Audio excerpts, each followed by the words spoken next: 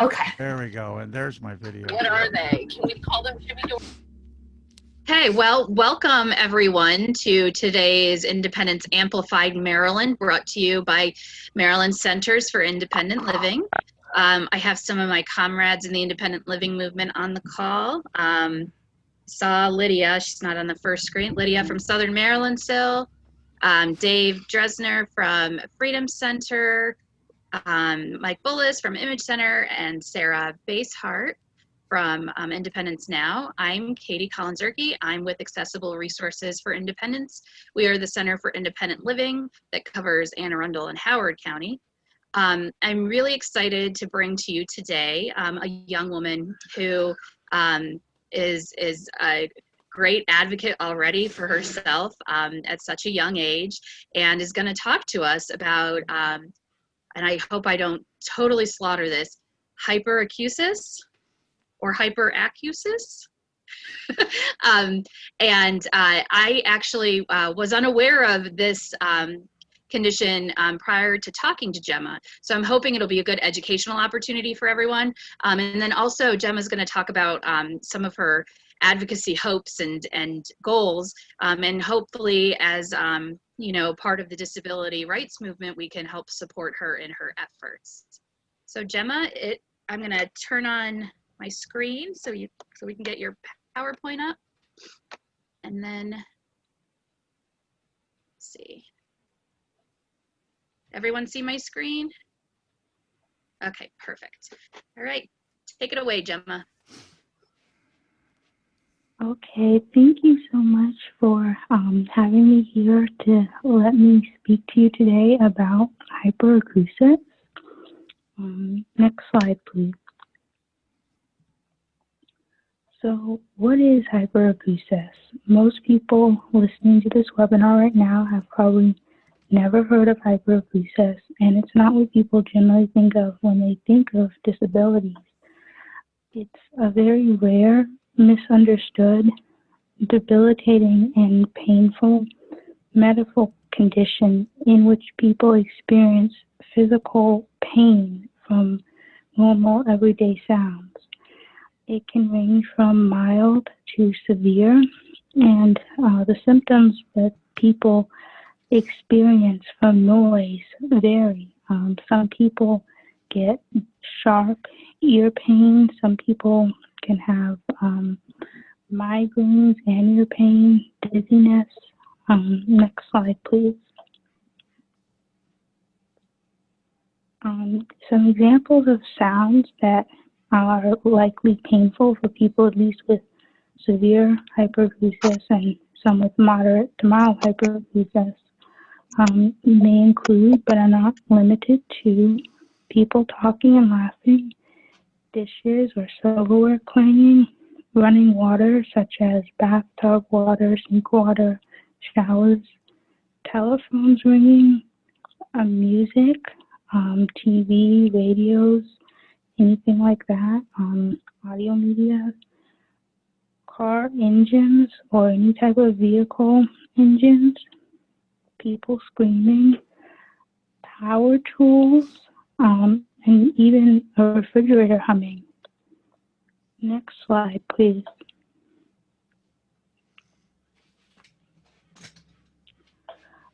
So as I mentioned before, the symptoms and severity vary from person to person. Hyperacusis can occur as a result of or in addition to other disorders, and these other conditions can impact or influence the severity of a person's hyperacusis and the they experience. Some common examples of this are a person with tinnitus experiencing elevated levels of tinnitus from noise, a person with TMJ experiencing jaw pain from noise, and a migraine patient experiencing a lingering migraine attack from everyday sounds. Next slide, please. Current state of research. As I had mentioned before, hyperacusis is a very misunderstood condition even in the medical community, despite recent breakthroughs in research in the past 3 years. All of the possible mechanisms for hyperacusis are still hypothetical and or theoretical. Scientists suspect that there are several types of pain hyperacusis with different underlying mechanisms, and that's due to the variation in symptoms experienced by patients. Some of the main 3 hypothetical models include cochlear. They recently discovered there are type 2 nerve fibers in the cochlear that account for 5% of cochlear neurons, but are actually pain signaling fibers, and that there is a pain pathway from the ear to the brain. Middle ear, and that's the second possible type, which would be where the muscles in the middle ear are inflamed, and that is actually able to trigger the trigeminal nerve, which is the nerve that covers most of your face and can cause face pain, head pain, and migraines. And then third, and the last possible causes that are being explored are the brain centers, the auditory signal going to different parts of the brain rather than just the auditory cortex. Next slide, please. Lack of medical understanding. The lack of understanding in the medical community about hyperacusis leads to a lot of mistreatment and underdiagnosis of patients. Few doctors have ever even heard of hyperacusis, and they definitely do not know how to treat or manage patients with this condition. The few doctors who have are not currently up to date on the latest research due to the lack of communication between the research scientists and the clinicians. And so patients are often treated like they have a mental or emotional disorder, and the pain is thought to be psychogenic. Patients are often encouraged and sometimes on the pediatric level forced to undergo sound therapy and desensitization therapies, which often worsen the pain and can cause long-term setbacks or worsen increases in the hyperacusis. Next slide, please. How severe hyperacusis affects daily life. Most people don't think about how much of their everyday life involves noise. And if those noises caused intense pain, everyday life activities become challenging or impossible. Those with severe hyperacusis are sometimes partially or completely homebound, forced to isolate from the rest of the world, and often struggle to perform daily living activities even inside their own homes, such as preparing a bath or washing dishes. Next slide, please. Pain relief in quarantine. As horrible as the COVID-19 pandemic has been, one of the few things that has emerged from it is that it's allowed me to be able to do distance learning in my soundproof bedroom, which has decreased my pain levels and given me more energy to be able to be an advocate. I have started a website that has an Instagram and Facebook page attached to it as well, specifically for hyperacusis awareness. Next slide, please. As I said, I've been able to do a lot more advocacy with my pain level being low.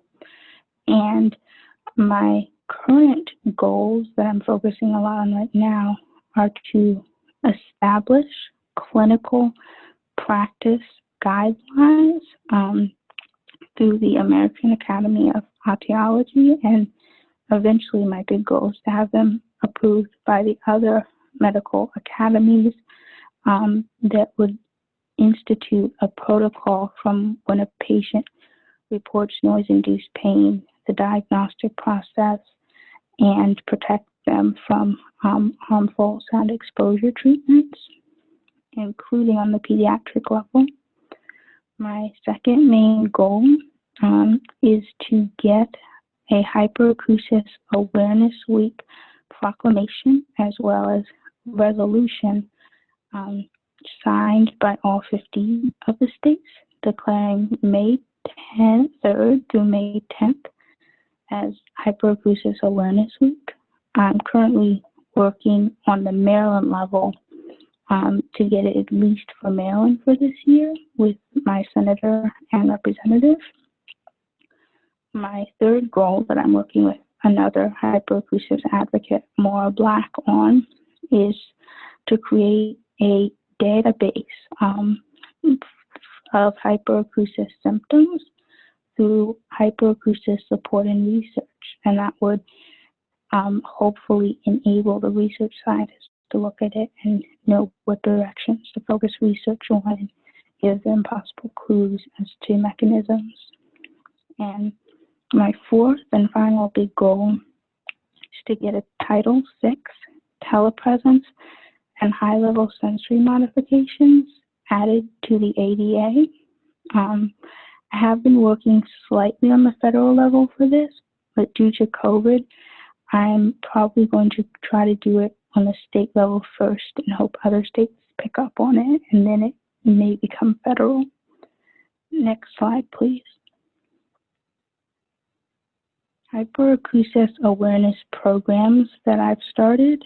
I've started several programs through hyperacusis awareness to try to help those with hyperacusis. Next slide, please. Oh, yeah, this slide, thanks. First is our PES program. It stands for Patient Education and Support. The goal is to support people new to living with hyperacusis or those who are struggling a lot with their hyperacusis to learn more information about the latest research, quiet living strategies, and services and research to be able to help them.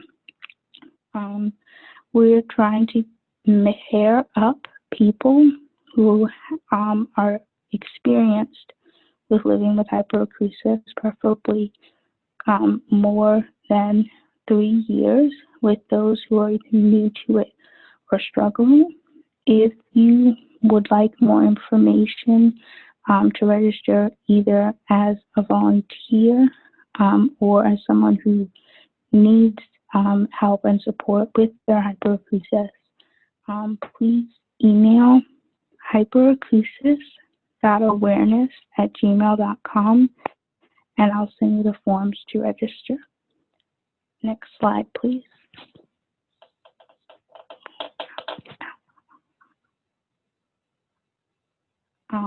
The next program that I'm doing through hyperacusis awareness is called HEAT training, which stands for Hyperacusis Education and Accommodations Training, and it is completely virtual. It would be an 8-week training program for anyone that knows someone with hyperacusis, and the 4 main lessons that would be covered is 1, what is hyperacusis? 2, learning and meeting the person's needs. 3, showing empathy. And 4, noise reduction. It's currently free and individuals can sign up, or if an organization would like to sign up for the training, You can email me at hyperacusis.awareness@gmail.com. Next slide, please. The third and final program we're currently offering is called Hyperacusis Ambassadors Program, and it's basically designed to get more people with hyperacusis or that know someone who has hyperacusis involved in advocacy, because the more of us are advocating for the things we need collectively, it can start a whole movement to change these systems legislatively and medically and get the public more aware. So the Ambassadors Program is international registry of advocates who are dedicated to raising awareness about hyperacusis and engaging in policy advocacy on behalf of those with hyperacusis. And again, if you're interested in becoming an ambassador, please email hyperacusis@awareness@gmail.com. Next slide, please. So a little bit about me. I do have severe hyperacusis. I've grown up with it most of my life, since around age 6. Next slide, please. How hyperacusis affects my day-to-day life. The pain that I get from sounds means that my bedroom has been soundproofed, and I'm not able to go out to stores, malls, restaurants, even things like listening to music or taking showers are physically painful, and I'm not able to do. This was before the pandemic, obviously. It does require a lot of reliance on other people in the environment to understand my condition and be willing to make the noise accommodations necessary. And one of the biggest and most helpful things I would say was when I was finally able to find a neuro-otolaryngologist at Johns Hopkins who understands hyperacusis, because she's in contact with one of the research scientists and believes me when I tell her about the physical pain that I'm in from it. Next slide, please.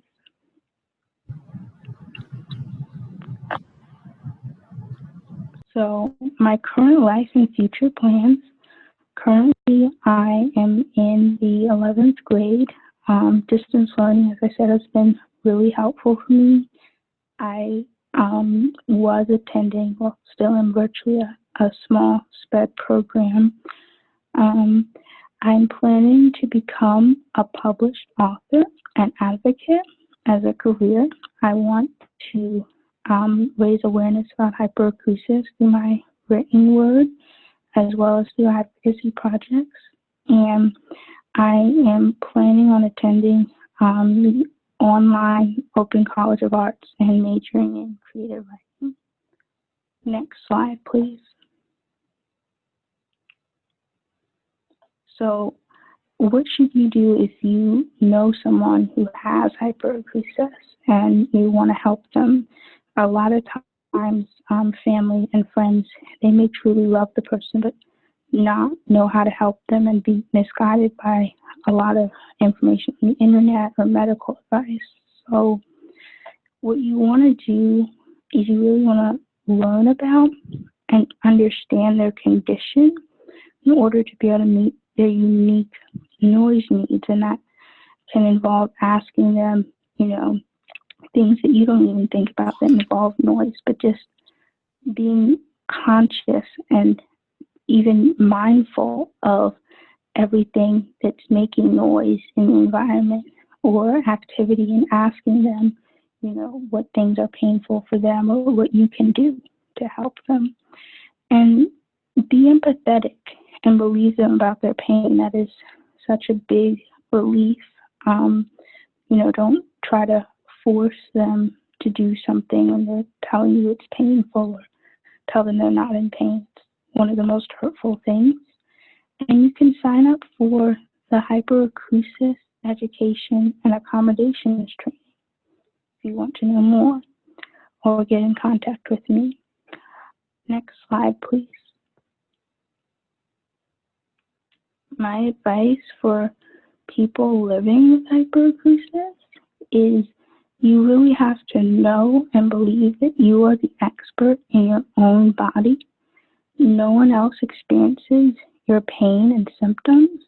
As someone who has seen in my lifetime the research change a lot from the past almost 10 years that I've had this condition, because when I first got it, there was almost no research, and it was thought to be a psychosomatic condition, to now people realizing, and that's been through patient-led advocacy and research. So that brings me to my next point, which is if you know you're experiencing a symptom or something is happening, research. And if there isn't yet any explanation out there, joining a support group to connect with other people who have it, so that you can try to start to share advice and get empathy, and definitely, advocate for yourself, and don't be afraid to tell people, I'm not able to do that, or that's too loud for me.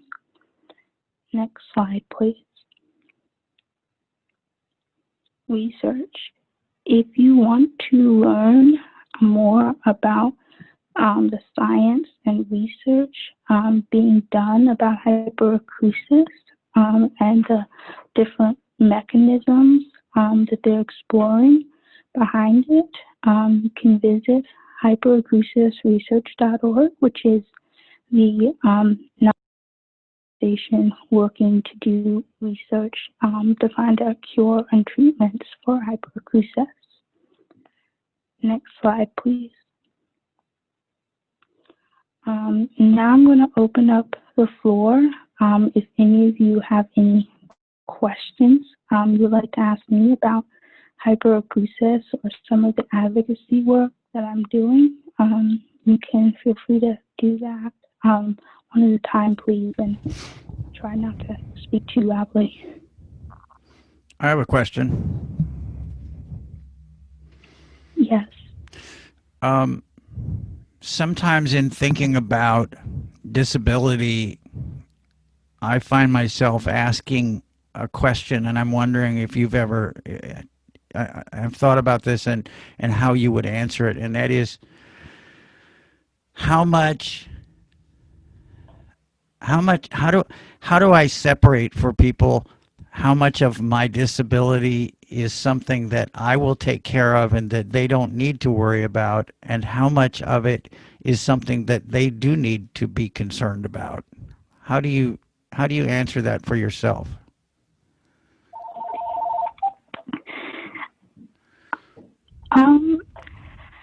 Well, it really depends on what disability you necessarily have. In terms of, I'm assuming you're asking about hyperacusis. Yes.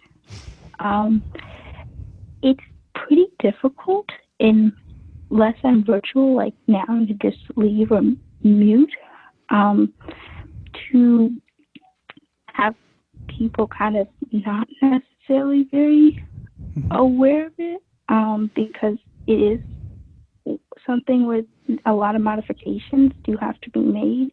When I go places in person, people kind of have to know. I find for me, because I've grown up with it, I'm used to that. A lot of people who got it as adults, it can make them feel, embarrassed or very conscious of themselves. So it really would be, I guess, about knowing, okay, I'm in pain. This is a real thing, and people do need to know and accommodate it. Does that answer the question? Yes, thank you. You have very good insights. Thank you very much, and thank you for presenting this today. Thank you. Hi, this is. Hold on just a moment. We have some questions. Chiffon, is that you?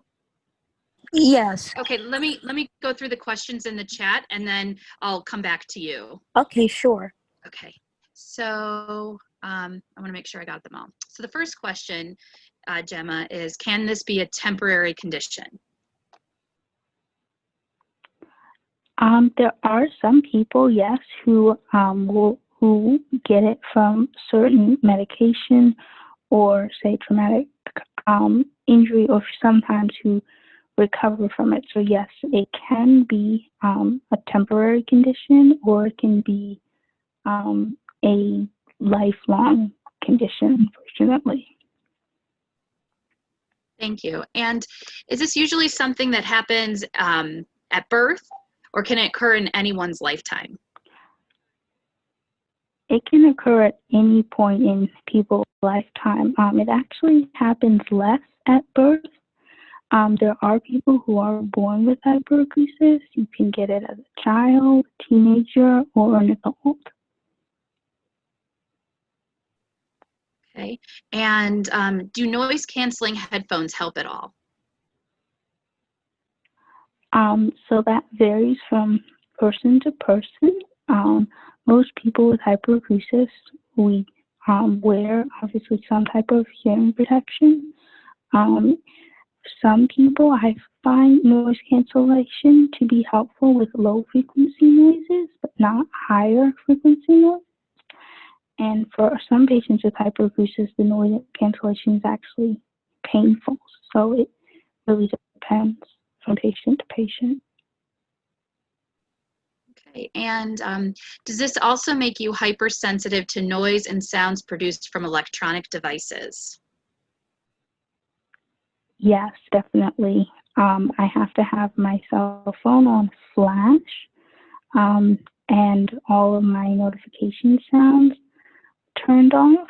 I have to use a special app right now to make my phone calls, Google Voice. Most people don't know, but it has a feature that enables you to mute when the audio becomes too loud. And I even have a RTT and TTY feature on my cell phone. I listen to a lot of my electronics on volume 1, but I'm still not able to listen to music with the ups and downs in frequency. Great. Does stress change your tolerance? Not so much stress, but if I'm in a lot of pain, like there are what they call setbacks or buildups. I've been exposed to a lot of noise and my head and ears are hurting very badly. Then things that may not be painful when my pain level is lower and I haven't been exposed to a lot are then painful or more painful. Okay, and then I think Chiffon, you have a question? Yes, I do. I have a few. Like, in your home, like, how do you, the first question is, how do you soundproof your entire house, or are you designated to your bedroom only? That's the first question.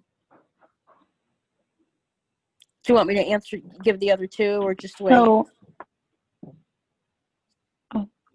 I can answer that one, and then we can answer the other ones. Okay. Well, so I live with my parents. My bedroom has been soundproofed, not the entire rest of the house. So I do spend a lot of time in there. I don't know if anyone has been able to soundproof the whole house completely just because of the cost of it, I'm assuming. So a lot of times people with the severe hyperacusis may struggle, especially if they were to have a large family or with different appliances and things like that. When they come to do landscaping or construction, we leave and go to my grandmother's house. She has an underground basement, which is pretty quiet. Thank you for answering that. And my last question is, how do you communicate with the outside world? Like, how do you have friends? How do you go shopping? How do you do fun events without sounds being a hindrance to you? So I don't go shopping. Before the pandemic, a lot of events I just was not able to do. There are a few things or places that are able and willing to put me in a separate part of the building if the building is quiet, and have someone kind of with me doing something one-on-one. Most of the time, my friends, I communicate a lot through text, and before the pandemic, they used to come over and we would hang out in my room, and they were able to be quiet, and we would put things on closed caption to watch something. But we didn't really go out, do a lot of, things that teenagers do. Thank you so much. And I really just am inspired by you taking this forward and educating me and all of us. Thank you. Okay, and I think Cheryl with the C, not Cheryl with an S, had her hand up.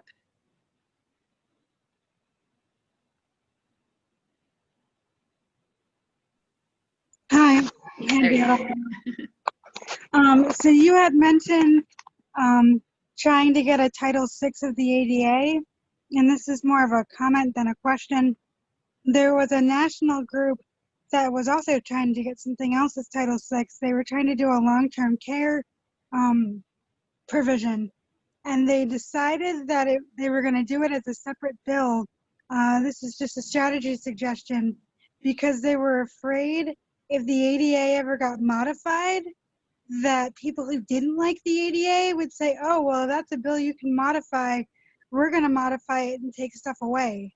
And they didn't want to start that fight. So they made their bill completely separate. And so that's just a suggestion. Okay, thank you for letting me know. I will definitely take that into account and discuss that with my senator.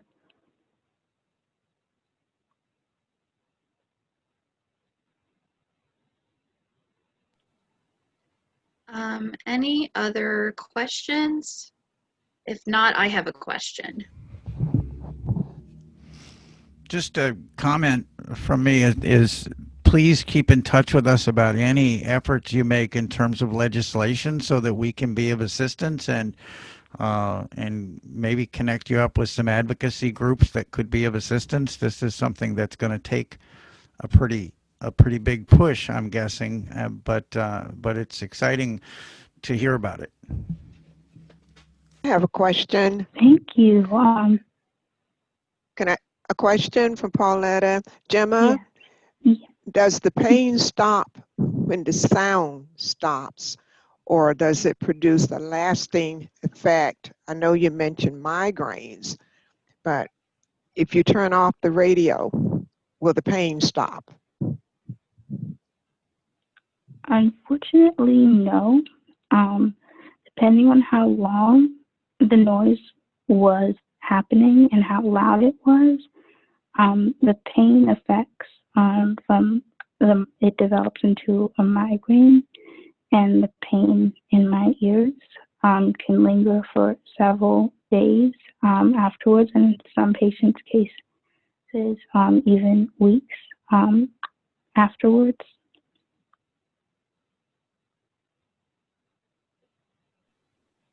Okay, so my question, you mentioned some technologies that you've used to kind of assist you in interacting in our world. You have you've used kind of like communication technologies. Are there other things that you've maybe utilized or thought about utilizing to help you be more independent? I was just thinking, like, for example, instead of and I don't even know if this exists, but I feel like it should.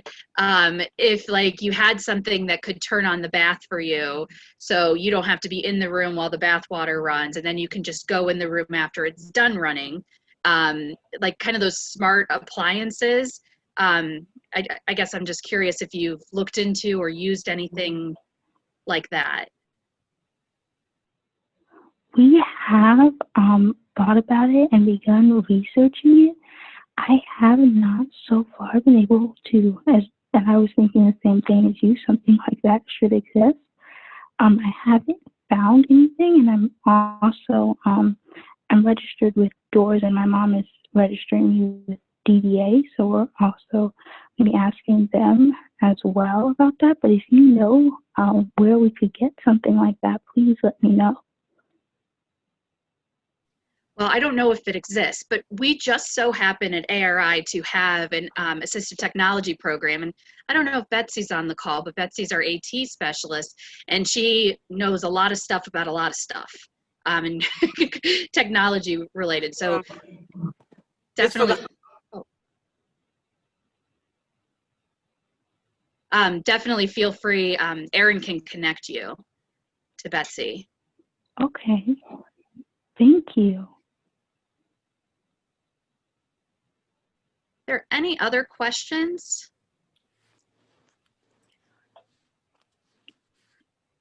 I just want to say, oh, was there a question? This is Audrey. I just saw that Erin messaged in the chat talking about making that connection. Okay. I'll leave that there. So I have to say that I think one of my favorite things about this session was not only learning about something that I really had no idea existed, but to learn about it from a young person. And I think that it's awesome, Jemma, what you're doing at such a young age. And as Mike said, you know, you're connected with ARI, so that's wonderful. But keep us posted because, you know, we cover Centers for Independent Living are in all areas of the state, and we do a lot of advocacy work, so we have maybe some connections that you haven't tapped into, so keep us posted. Oh, Kate, I have a question. okay, go ahead, Lorna Mae. This is Lorna Mae from the Freedom Center. Just speaking to us and us talking to you, does that cause you any pain? Just communicating with us like you are now? Thankfully, no. I turn my phone down really low. I'm not able to really project my voice, unfortunately, because that is painful, which is not such a great thing when you do a lot of speeches. But as long as you guys don't clap or start talking all at once or anything like that, it's okay right now. Okay. And another question. Do you have siblings? And if you do not, how does your parents, how do they manage? How do they cope? And what would you suggest if there are parents out there who have children? What would you suggest that they do the best way to help, you know, their child? So thankfully, I do not have siblings. That would probably be loud. My parents, when I'm in the house, they have, which is most of the time, the TV. They don't watch it on the same level that I'm on, and they turn it down low, like downstairs. And if they do watch it, say in another room, you know, upstairs or something like that, they usually use closed captions. No one washes dishes or does any microwaves or cooking when I'm in the kitchen. When cleaning people or any type of repairs come to our house, they make sure to get me out first. And just a lot of things like that, like any type of appliance, a washing machine, a dishwasher has to be turned off when I go into that floor of the house. And I promise this is going to be my last question. You mentioned just running water and you're not able to do, the basics. So could you just give us like a brief look into when you get up in the morning, like what is it like for you to brush your teeth, and how is that, if that's not too invasive a question? So no, that's fine. So when I brush my teeth, I have the water on, trickling very softly. Mm-hmm. This is a little more personal, I guess. When I wash my face, I use a facial cleansing water on a cotton ball, so I don't have to deal with that. And I also use that a lot to wash my hands, or I do that with the water pressure turned down extremely low. Okay. Just keep talking, keep spreading the word, because we say how inspiring you are, but not in a million years, can I imagine what it's like. And so just keep talking. I think it's something that everyone needs to be aware of, that individuals like yourself are experiencing, and if they know of anyone. So keep spreading the word. And I know we'll do much talking I'll do much talking on my end about what I just learned today from you. So thank you very much for sharing. Thank you so much. So someone in the comments said, yes, you go, girl. Your advocacy is great. So oh, is that someone else? Yeah, Crystal from the Image Center.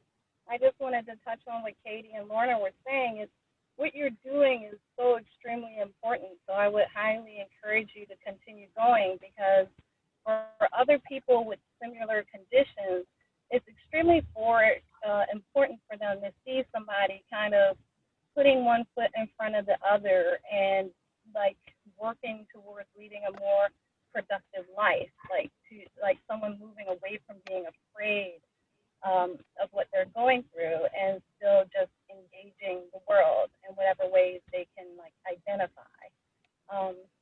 As well as the fact that you mentioned about your medical teams and things like that. Like, I'm not sure, if your medical teams are recommending different types of treatments to you, like prescription medications and things like that, to address like your pain management and things like that. But advocating for yourself with your medical team is also like, it just goes to show how strong you are. And a lot of people may be afraid of doing that. So like, if you ever need to like expand your personal advocacy team, I think the centers are definitely here for you, and like people who have similar conditions that may have experience with advocating with medical teams could definitely be here to like reach out and provide any kind of assistance that you need. So just keep going. If you get nervous, reach out, and we're here. Thank you so much.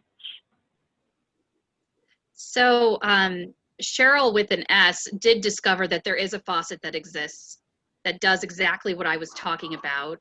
So I need to find an attorney, because I believe I had the idea first, but I will send you that information on that, just so you know that faucet exists. It was a great idea.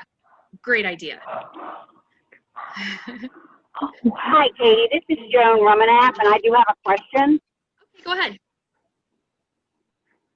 Jemma, thank you very much for educating all of us.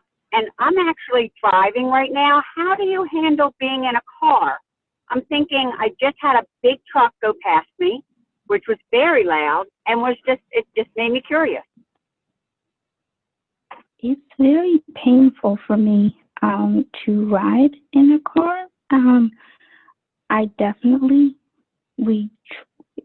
have on my noise canceling headphones, and even with the windows all shut and the radios off, the noises of trucks going by, or even just the car engine running, or other vehicles on the road, it's painful for me.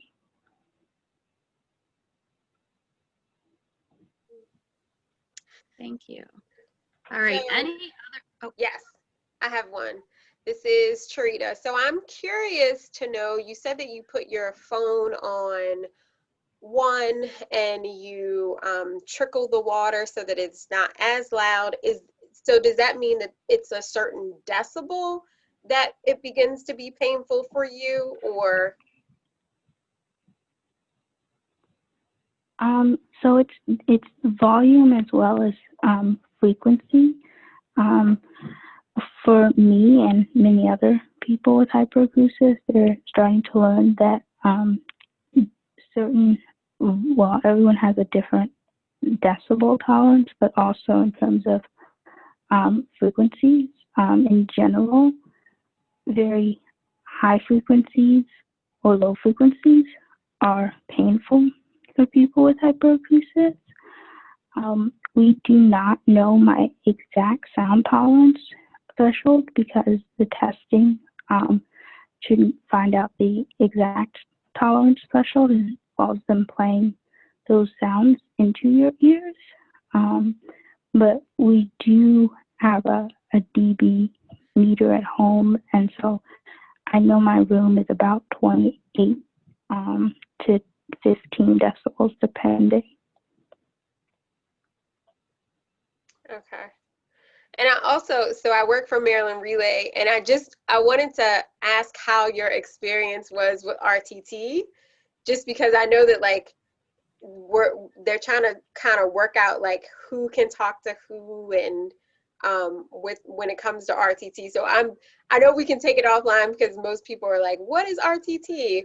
But I would be interested to know how it's working out for you. And yay to using TTY as a young person. We don't get that that many young folks knowing what a TTY is. So I was really excited to hear that. So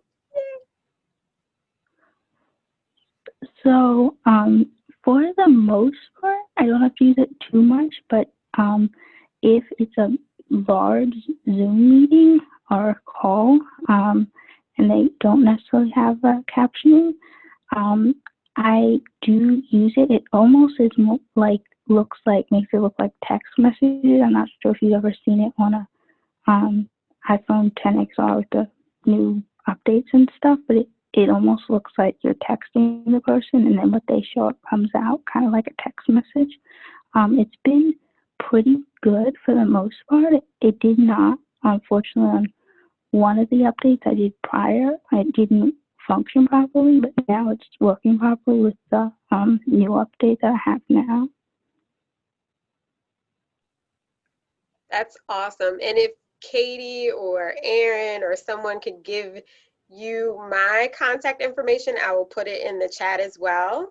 But we also have a service called RCC. So Zoom should never not have a caption if you live here in Maryland. So they'll give you my contact. I'll put it in the chat, but you should always have caption because it's free in the state of Maryland. So just a tidbit.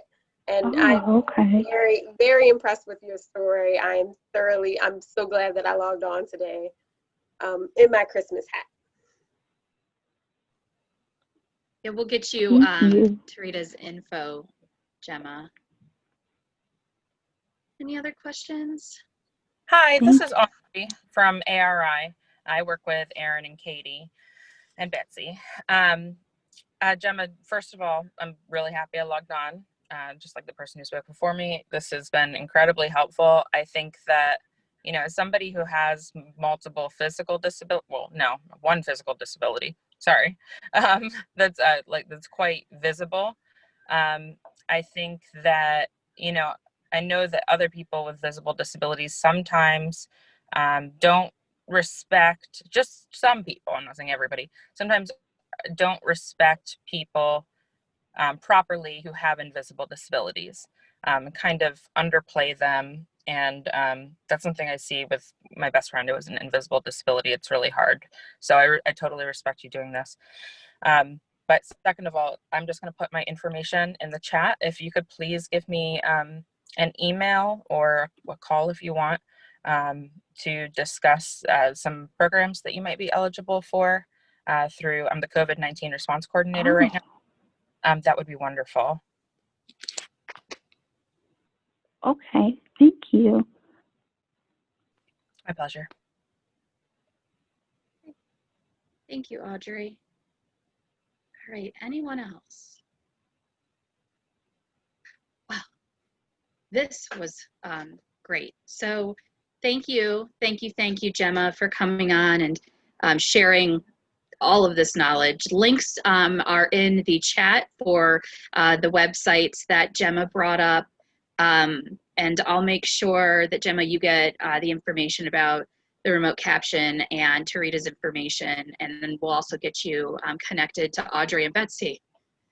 So thank you so much for joining us. You're welcome. Thank you so much for letting me.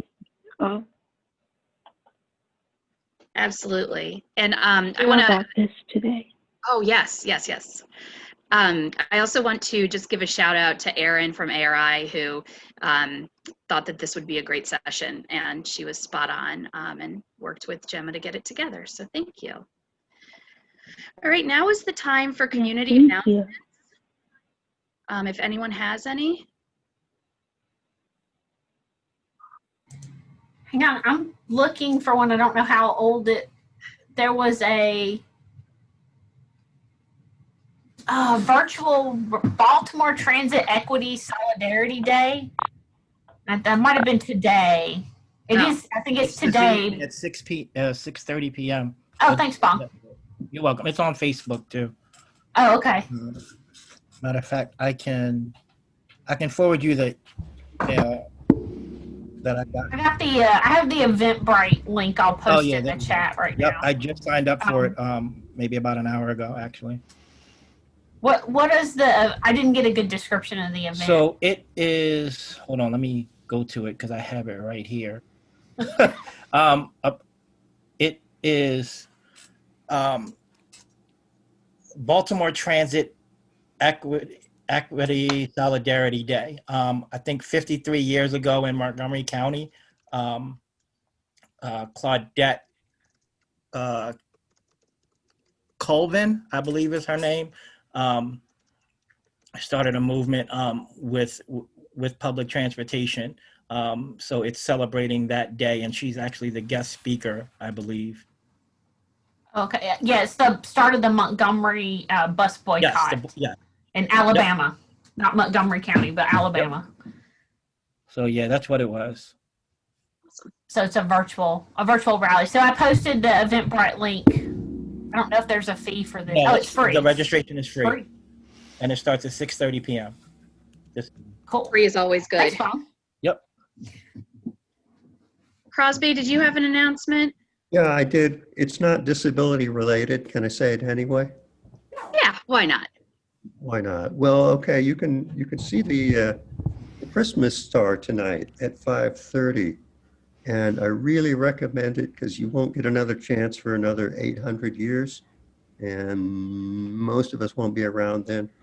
At around 5:30 or about an hour after sunset, Saturn and Jupiter will be really, really close, like a 1/10 of a degree close, which is a thumb, or like this far. Stick your thumb out, and that's about how close it'll be. And now I realize if you're visually impaired, you'll have to either not watch it or watch it with somebody else, or maybe you can stream it. I don't know about that. So anyway, it's going to be so close, it'll almost appear as one bright star, and you don't need a telescope to see it, just with your naked eyes. And it's like, I don't know if it'll be clear enough to see it, to be honest, but it looks like it should be. Anyway, around an hour after sunset. Oh, to the southwest. Look to the southwest. If you look essentially where the sun sets, if you look right at that place, that's where people say you'll usually be able to see it. Bingo. So stare at the sun. After it's gone. Yes. Okay, gotcha. Yeah, Yes. You don't need sunglasses because We're it's not cloudy. recruiting. We're not recruiting new consumers, so don't stare at the sun. Thank you. Yeah. I will tell you though, just real quick before we end, that there's a really cool app you can get. It's called Skyview Light, and you can point your phone up to the sky, and I don't know how accessible it is, but it'll tell you what you're looking at. So if you're ever wondering what that star is, it'll tell you. The Skyview Light app, and it's free.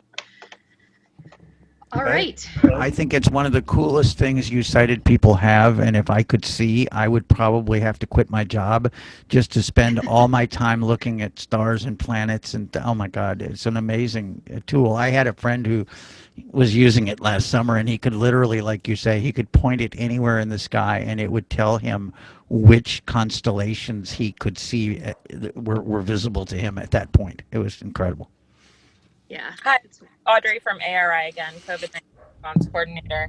I just wanted to announce that for Anne Arundel or Howard residents, we have free PPE and some household supplies, and we also can assist with food navigation.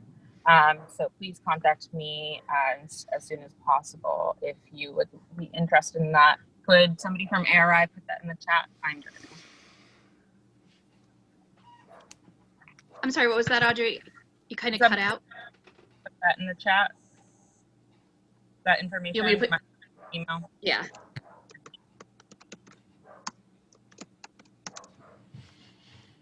All right. Well, I think this. Oh. Are we off next week, or do we have Yes. a show? We're off, so we won't see all of you folks until after the holidays. Everyone, please have wonderful holidays. Enjoy yourselves. Try to take some time. Have a Zoom with your friends if you can, and eat a piece of turkey for me. I will eat one for you. And just enjoy your holidays. Next year is promising to be a good year. Next year, things are going to look up. So please think about all the positive things that are coming in 2021, and how you can participate in making it a positive experience for yourself and your family and your friends and fellow advocates out there. So thank you all so much, and thank you very much for supporting this show this year. You guys have been phenomenal. You've been this has been an idea that we didn't know how well it would work, but it has turned out to be something that the community needs, and we thank you very much for participating. If you have show ideas, let us know. We love your show ideas. They make this thing possible. So give us a call and or drop us a note, and we would be pleased to talk to you. Thank you very much for everything. All right, everyone, have a great day. Okay, Thank you. Merry Christmas. Merry Christmas. Happy holidays, everybody. Oh, oh, oh. Oh, all right, fine. Please don't do that. Sorry. Yeah.